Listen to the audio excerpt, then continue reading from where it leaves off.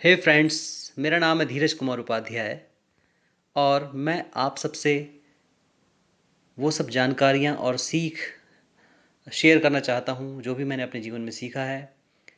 मुझे बुक्स पढ़ने का शौक़ है।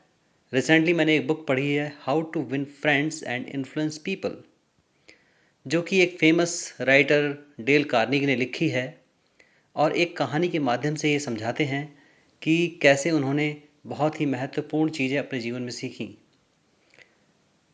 एक बार लेखक एक पार्टी में जाते हैं जहाँ पे वो एक पार्टी के मेज़बान के साथ अपने दोस्त के साथ बैठे होते हैं और वहाँ पर पार्टी का जो मेज़बान होते हैं वो कोई बात कहते हैं और बताते हैं कि वो बाइबल में लिखा हुआ है। लेकिन लेखक इस बात से सहमत नहीं होते और कहते हैं कि नहीं, ये तो उन्होंने शेक्सपियर के एक नॉवल में पढ़ा है। लेखक के दोस्त भी वहाँ बैठे होते हैं। अंत में इस विवाद के बाद लेखक और मेज़बान दोनों डिसाइड करते हैं कि क्यों ना ये बात लेखक के मित्र से पूछी जाए। लेखक के मित्र से जब पूछा जाता है, वो एक पैर मार के लेखक को इशारा करते हैं और कहते हैं कि हाँ, बिल्कुल सच है, ये बात बाइबल में ही लिखी गई है। उसके बाद वो लोग पार्टी एंजॉय करते हैं। पार्टी ख़त्म होने के बाद लेखक और उनके मित्र बाहर आते हैं। फिर लेखक पूछते हैं कि जब आपको पता है कि ये बात शेक्सपियर के नॉवल से लिखी हुई है, तो आपने क्यों कहा कि ये बाइबल में लिखी हुई है? लेखक के मित्र हंसते हैं और कहते हैं कि अगर मैं ये कह देता कि ये बात बाइबल में नहीं, शेक्सपियर के हैमलेट नाटक से ली गई है, तो उन मित्र को बहुत बुरा लगता जिन्होंने पार्टी दी थी और हमारी पार्टी ख़राब हो जाती और हो सकता था कि हम एक अच्छा मित्र भी खो देते। तो लेखक कहते हैं कि ये बहुत महत्वपूर्ण बात थी कि अगर हम कई बार हम वाद विवाद में जीतना चाहते हैं, लेकिन अब हम बहुत कुछ खो देते हैं।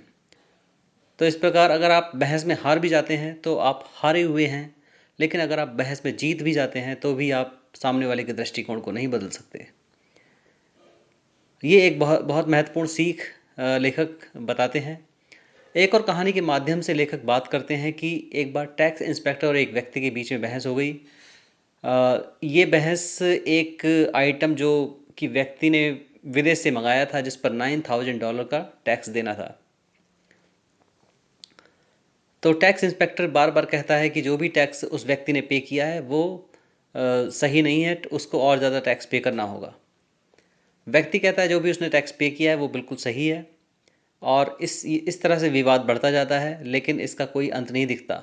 तब व्यक्ति को कुछ समझ में आता है और वो टैक्स इंस्पेक्टर से कहता है कि मैंने जो भी टैक्स के बारे में ज्ञान लिया है वो मेरे बुक्स को पढ़ने और आसपास से लिया हुआ है, लेकिन आपने जीवन भर टैक्स इंस्पेक्टर के रूप में काम किया है तो आपको मुझसे ज़्यादा जानकारी होगी और आप मुझसे ज़्यादा ही जानते होंगे और आपको अनुभव भी है।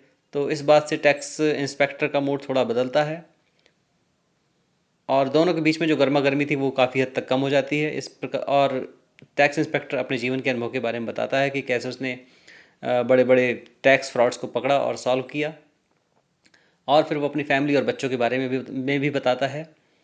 दोनों के बीच में जो व्यवहार था वो बहुत अच्छा हो जाता है पहले की तुलना में। फिर इंस्पेक्टर कहता है कि मैं तुम्हारे केस को देखूंगा और 3 दिन बाद तुम मुझसे आके मिलना।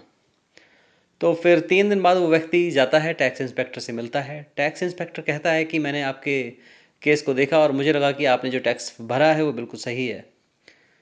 तो व्यक्ति को समझ में आता है कि जो उसने दूसरा अप्रोच अपनाया वो ज़्यादा कारगर था। अगर वो ऐसे ही बहस करता रहता टैक्स इंस्पेक्टर से, तो टैक्स इंस्पेक्टर भी कभी उसकी बात पे सहमत नहीं होता। लेकिन जब उसने टैक्स इंस्पेक्टर के अनुभव और उसकी पद को अहमियत दी, उसको सम्मान दिया, तभी टैक्स इंस्पेक्टर का मन भी बदला और दोनों के बीच में जो गर्मा गर्मी थी वो कम हुई और व्यवहार काफ़ी अच्छा हुआ और इसका फ़ायदा व्यक्ति को भी मिला।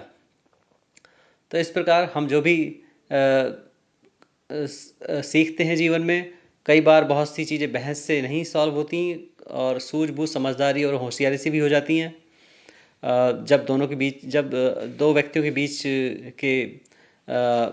बीच विचारों का अच्छा आदान प्रदान होता है।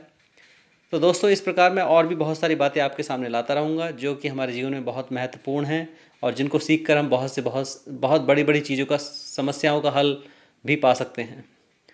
इसी के साथ आपसे विदा लेना चाहूँगा और नेक्स्ट वीडियो में आपसे जल्दी ही मिलूँगा। Thank you.